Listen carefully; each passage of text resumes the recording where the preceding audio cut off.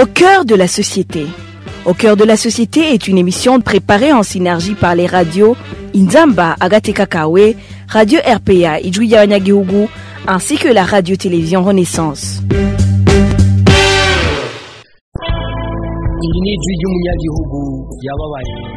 Vous êtes les bienvenus, chers auditeurs, au magazine Au cœur de la société. En moins de 3 mois, il est organisé les élections au Burundi. Les premières sont les législatives et les communales qui sont prévues pour le 5 juin 2025. Les élections sénatoriales, quant à elles, sont organisées en seconde position pour le 23 juillet 2025. Quant aux collinaires et celles des chefs de quartier, elles sont prévues pour le 25 août 2025. Cependant, au fur et à mesure que l'on approche ce rendez-vous électoral, la tension commence à monter. Déjà, certains parmi les acteurs dans ces élections grognent. Leur droit de tenir des réunions avec leurs membres sont bafoués. La coalition Burundi Bwabose est jusque-là la principale victime d'une telle pratique. Elle a été entre autres à Karusi, c'était le 16 mars. Cela constitue visiblement un des exemples de violation de la liberté politique. Que viserait donc de telles violations? Peut-on espérer des élections libres, transparentes, équitables et démocratiques dans de tels contextes? Telles sont les questions auxquelles nous allons tenter d'apporter des réponses dans cette émission. Nous serons en compagnie de Madame Anita Gaterete, présidente de la campagne Tournons la page Burundi. À la présentation, vous êtes avec Jean-Géline Nazé. Bienvenue.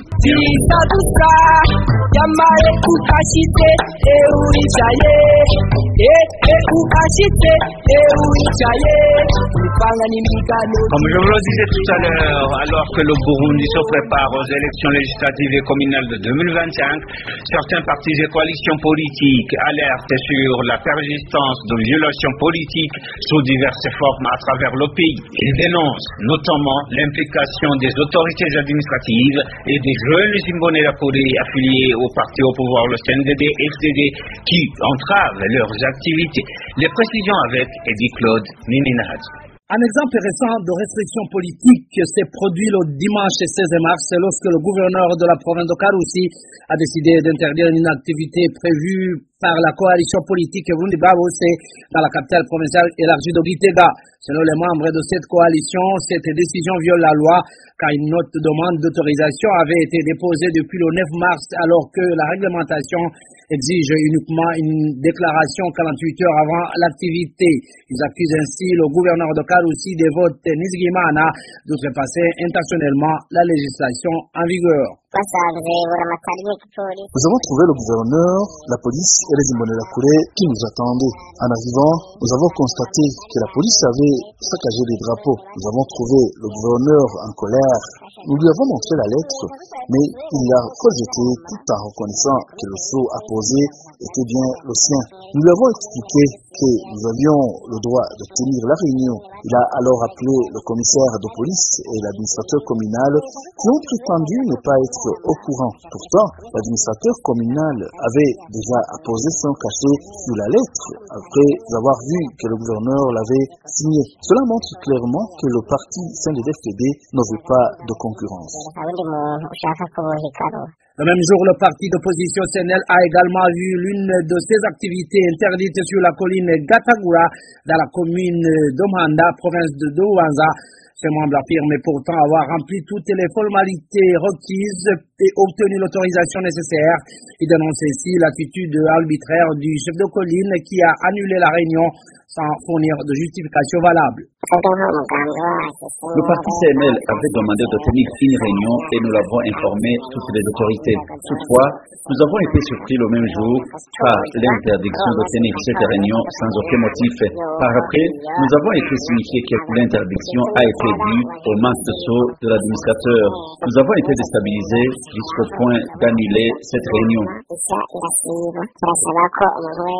Nous demandons à toutes personnes de respecter la loi. Au cas où la réunion a été acceptée, le chef collinaire ne pouvait pas se donner le droit de l'interdire. Il fallait plutôt qu'il s'adresse à l'administrateur de la commune. Cela donc prouve des actes de déstabilisation des membres du parti CNL. Ces entraves aux activités politiques ne se limitent pas à Karoussi et Bubanza. Dans plusieurs autres provinces, des témoignages font état d'intimidation et d'obstacles imposés aux membres des coalitions Burundi Bwabose ainsi qu'au parti CNL et CDP.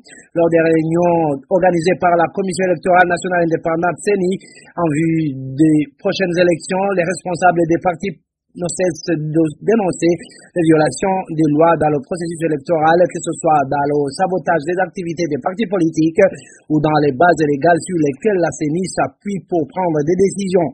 Cependant, ces préoccupations semblent être ignorées par la CENI. Les Burundais ne devaient pas s'attendre à beaucoup de choses dans les élections à venir si les conditions dans lesquelles elles vont se dérouler ne changent pas ou encore lorsque les préoccupations majeures restent l'insécurité et la pauvreté. À part ces défis, il s'ajoute une exclusion notoire des membres des partis de l'opposition, un signe de plus qui prouve que ces élections ne visent pas l'intérêt national, mais plutôt une partie des Burundais. Suivez Anita Gateretse, elle est présidente de la campagne Tournons la page. Les élections de juin 2025 vont se dérouler dans un contexte qui n'est pas vraiment propice. Le pays connaît déjà de nombreux autres problèmes, notamment la pauvreté. Les élections semblent se préparer dans l'ombre parce que le Burundi ne suit pas actuellement le processus convenablement. Il existe d'autres sérieux problèmes de pauvreté, comme le manque de carburant et aussi d'inquiétudes liées à la sécurité à raison du conflit à l'est du Congo. Je trouve que le Burundi risque de se retrouver dans un plan déjà élaboré à l'avance par le parti au pouvoir, qui fera du parti au pouvoir le vainqueur, étant donné qu'il y a déjà l'intimidation et l'harcèlement à l'endroit de toute foi discordante au Burundi. Donc, ça se déroule vraiment dans un contexte de verrouillage de l'espace démocratique. C'est préoccupant au moment où la CENI a été mise en place d'une façon unilatérale au regard de sa composition qui est dominée principalement par des membres du parti au pouvoir. C'est ainsi qu'on a vu par exemple que la CENI a rejeté des candidatures de plusieurs partis dans les prochains scrutins comme celle de la coalition Burundi Bwabose. Donc, au regard de l'exclusion des listes de la coalition Burundi Bwabose, ça reflète un manque d'impartialité et de transparence dans le processus électoral à venir. Il s'est aussi remarqué que certaines commissions électorales locales étaient accusées de manipulation et d'irrégularité telles que l'inclusion des personnes non éligibles sur les listes électorales. Tourne la page se dit également préoccupé par la complaisance de la Commission électorale nationale indépendante CENI face à ces exclusions signalées dans plusieurs coins du pays. Anita Gateretse exhorte la CENI et le gouvernement de mettre en avant l'intérêt national au lieu de favoriser l'intérêt d'une partie des Burundais. Il faut s'assurer que la CENI soit véritablement indépendante avec une composition équilibrée, incluant toutes les parties prenantes, que ce soit de l'opposition, de la société civile, mais aussi éviter qu'il y ait des ingérences politiques dans les décisions qui sont prises par la CENI, mais aussi dans son fonctionnement. Il faut aussi s'assurer que de la transparence dans le recrutement et la nomination des membres de la CENI. Mais aussi à l'endroit du pouvoir, il faut veiller à ce qu'il y ait une révision et application rigoureuse du cadre légal afin d'avoir un cadre vraiment juridique qui est clair et équitable pour tous les candidats et toutes les partis de l'opposition, mais aussi veiller à assurer une application impartiale de la loi électorale sans favoritisme. Pour apaiser la tension, le parti au pouvoir devrait servir les intérêts de tout le monde, veiller à ce que même ses concurrents, les partis politiques et de l'opposition puissent participer sereinement à ce processus électoral afin de garantir effectivement qu'il y ait de l'équité mais aussi de la démocratie. Sinon, on va toujours observer qu'il y aura des cycles de crise politique qui ne seront pas résolus comme on l'a vu avec la crise politique de 2015 dont même actuellement nous vivons dans ces conséquences puisque la crise politique n'est pas encore résolue. Par rapport à cette réaction de Mme Anita Gateretse, nous avions voulu recueillir la réaction de la CENI à travers le président de cette commission, Prosper Ntagwami, mais malheureusement il nous a dit qu'il était encore pris par d'autres engagements. Et voilà, mes chers auditeurs et auditrices, c'est par ici que nous clôturons l'émission Au cœur de la société. Merci pour votre aimable écoute. À la prochaine.